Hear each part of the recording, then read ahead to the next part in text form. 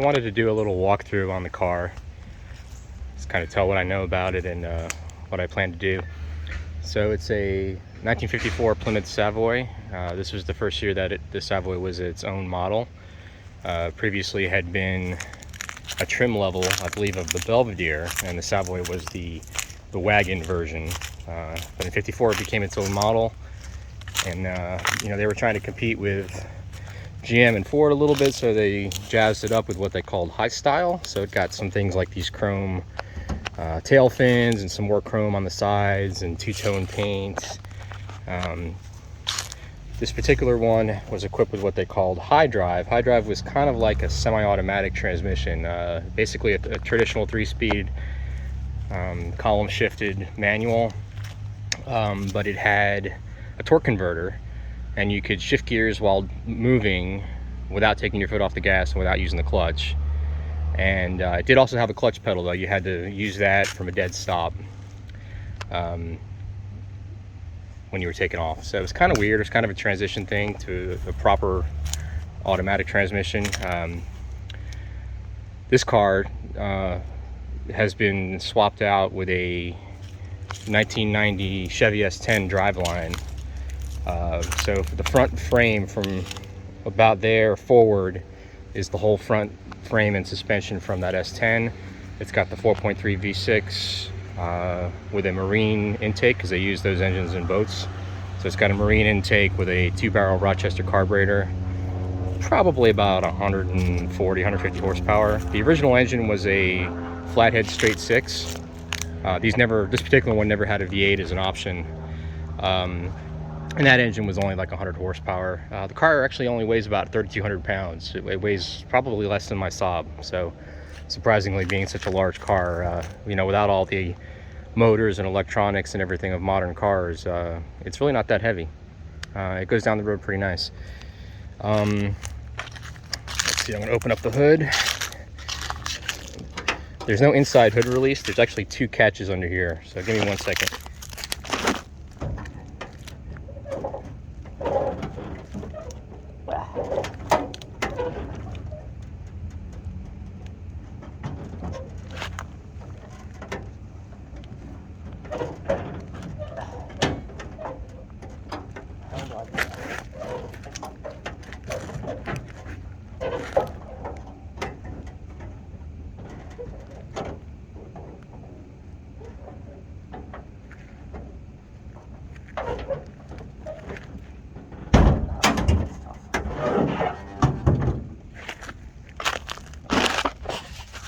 Yeah, it's tricky as hell. There's there's a catch here, and there's like a safety catch.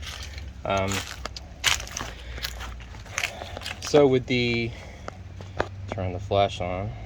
Some light there? Yeah, it's kind of dark.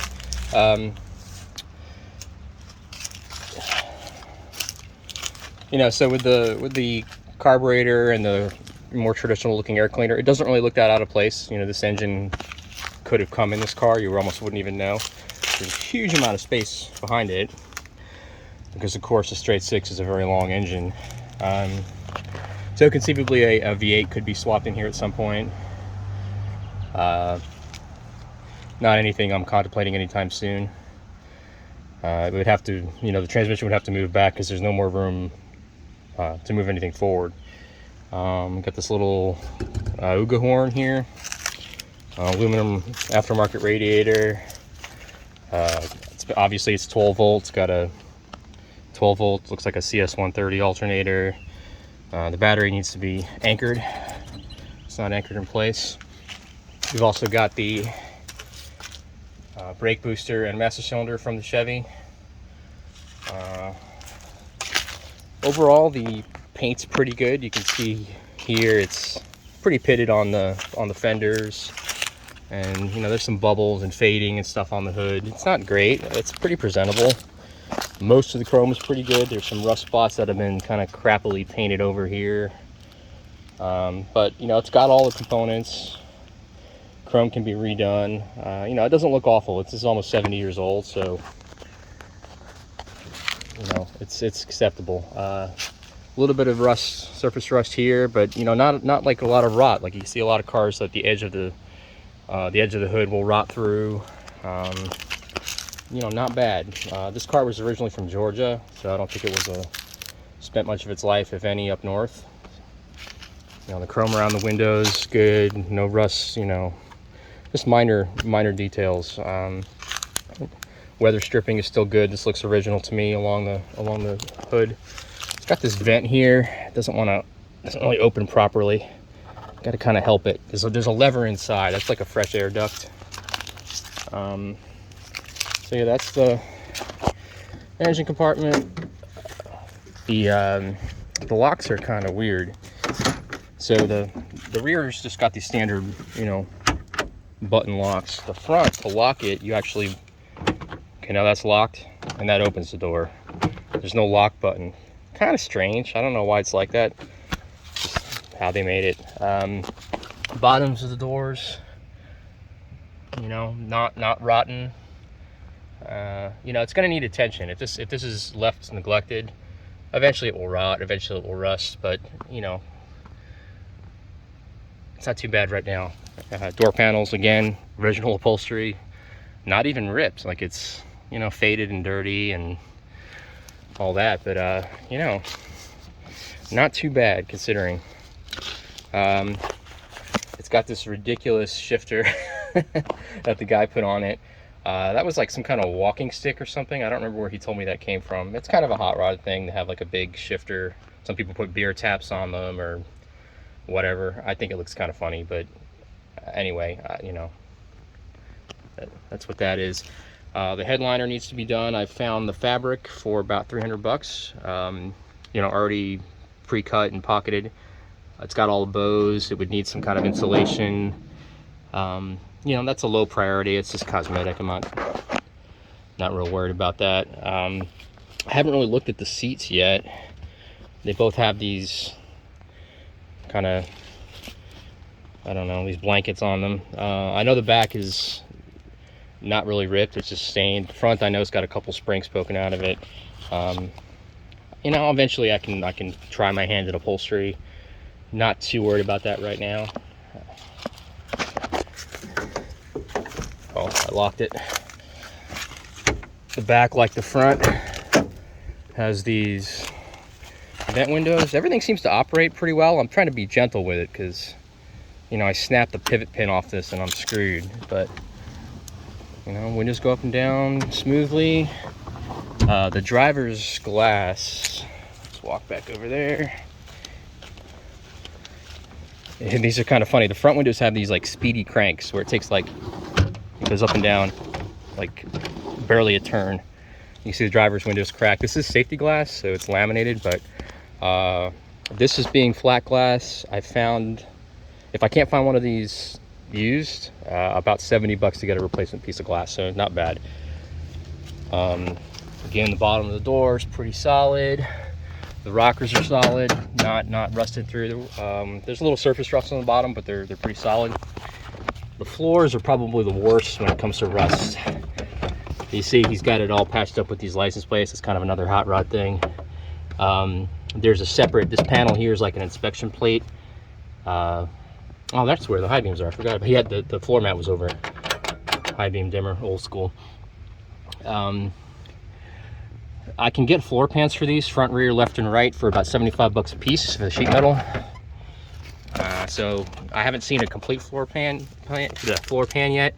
Fairly sure the tunnel's in good shape. It's got like a, I think this is like a spray-on insulation or coating that they did. You know, so the problem with that is it can be rusty underneath and you don't know it. But you know, I know I can get the floor pans, so that's probably something I'll try and do. You know, get some welding practice in. You can see here, pretty rusty here. There's a reinforcing plate where the seats mount. That seems to be in pretty good shape. You know, obviously you wouldn't want the seats to rip out in the event of a collision or something. Car has no seat belts. This wasn't even an option in 54 for this. But I think that seat mounting plates would be sturdy enough that I could use it as a mounting point, at least for lap belts. Probably really no place you could securely mount a shoulder strap, and plus it looks kind of, I don't know, it looks kind of lame. But I definitely plan on putting at least lap belts in the front. Yeah, I can feel springs here. You know, I'm not crazy. I don't want to die. Gauges, the only gauge that works, I think, is the fuel gauge. He had this little GPS sitting here, so at least we've got speed. The lights work, wipers work. These gauges were added, obviously aftermarket, volts, oil, and water temperature. This is the lever for the little vent outside. It doesn't really, I need to lube it or whatever. Car has no heat and no AC, of course, and no blower. It does, however, have a little separate blower that runs the defroster. If I put AC in this will go away. I'll just reuse the existing defroster ducts. And there's units down here, aftermarket units, that should fit pretty nicely. This is all dead space back here. So I got to do some measuring, but I should be able to get a modern, looking at a company called Vintage Air. There's a few different companies. They make a unit that self-contained, heat, AC, and defrost. It's got a control panel that's, you know, chrome, and there's a few different options. I've seen one of these. It was actually a Belvedere trim level where they put the ducts in here. This would have been where the radio dial, this car never had a radio, so that would have been the radio dial and the radio controls. So I could put the, you know, that aftermarket AC control would look great right there. You know, if I want to put a radio in, I'm pretty sure I can fit a doubled in modern head unit inside this glove box, and you won't even see it. You can just close it up and it's completely stealth. You could even lock it if you wanted to. I think this would have been where this radio speaker sits behind here. What I probably would do is put some speakers in the kick panels. There's plenty of space there. Could probably mount some tweeters up in the headliner, and then, you know, something similar in the back, the rear deck, whatever. That's low priority. What else? That's pretty much it for the front. You know, there's lots of little things. It's got a horn, but that's that Auga. But you know, the horn ring doesn't work, so I don't know. I got to research that to see if I can get that working again. And instead, it's just got a button down here. That's the vehicle plate before they standardize the VIN numbers. That's actually what's on the title and the registration. Let's see. How about the truck? Do this with one hand. You can lock the trunk or you can leave it unlocked, and it just opens with a button. I don't know if this has been like tarred up or what. I mean, I haven't really looked at the bottom of the trunk yet. I know it's got some rot underneath the spare tire because, of course, spare tires get wet and, you know, water settles there. Fuel tank is good as far as I know. I mean, even this rubber, I mean, this is, you know, it's lost some of its springiness, but it, you know, it still seals. It's not in bad shape. There's no rust along the bottom edge of the trunk lid. You know, I've in this price range, I paid $7,200 for this car. I didn't see a lot of cars that were not complete rust buckets. I know you can get replacement quarter panel bottoms. This piece here, sheet metal here, a little bit, see some paint bubbles there. You know, it's not bad. I think this car had been repainted. I don't know if this is an original color or not. Other than the front, you know, the hood and the fenders and a little bit of, it's like there's some scuff marks here that probably would even buff out. You know, the paint's not bad. It's like I said, it's presentable. I'm not going to be embarrassed driving it around. Let's see, what else? I don't know if I'll be able to see underneath it real well. Take a look. Oh, let me grab my little cushion. Ugh. So that is where the original frame, which is nice and solid, that's where they chopped it off. And from there forward, that's all Chevy S10 frame.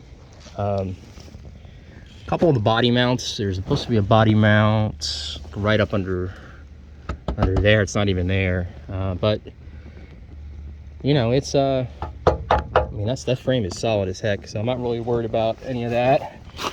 Looks like they bolted the S10 frame and then welded it. So hopefully they did a good job on that. This car was in, see the sticker on the back here. It was built for this Hot Rod 2017 Power Tour, and it was like 7 cities in 7 days. So it drove several thousand miles without major incident. He gave me a cover for it. So yeah, see, that's the rear upholstery. I mean, this could probably even be cleaned and be. It's got a couple stains on it. It almost looks like rust stains, but it's not even ripped. I mean, I know the front's not in that good a shape. Ashtray right there. That light doesn't work. Headlights, brake lights, and I think the backup lights work. Turn signals do not work. That's definitely something I want to get working. I don't know if it, like, I think the way the lights worked on this for the turn signals is it actually makes the brake light flash. I don't think it had like a separate marker light. I don't know what's in this, if this is just a reflector. I haven't tested the backup lights yet, so honestly I don't know if they work or not. Yeah, so it might need a new, I haven't seen replacement trunk pans. It might be something that can be fabricated. Huge trunk, I mean, lots of space. So that's pretty good right there. Oh yeah, that latch needs a bit of attention. You gotta slam it. Car's 30 years or older, you can get an antique tag in Florida. If I can get a tag on eBay or whatever from the year of manufacture, so it'll actually have 1954 stamped into it. I can send it off to Tallahassee, they certify it, they put the hologram on it, and I can register that and have a year of manufacture tag. I figured I'd do that later. This tag wasn't, you know, it didn't cost me much.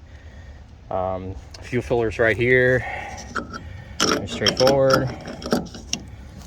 I think that's about it. Think of any other tidbits, I'll add them to this this post. But as far as the suspension, it's got the, like I said, it's a Chevy S10 front subframe. It's also got the transmission. It's the 700 R4 4-speed, so it's got overdrive, 30% overdrive, and it's got the rear axle, which I think is a 7.5-inch 10-bolt. Totally fine.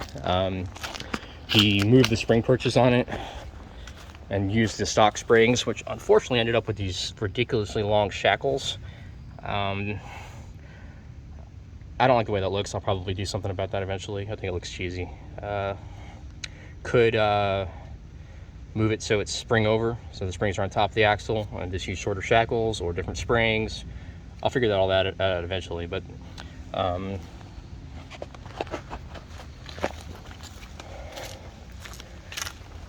right, I think that's it.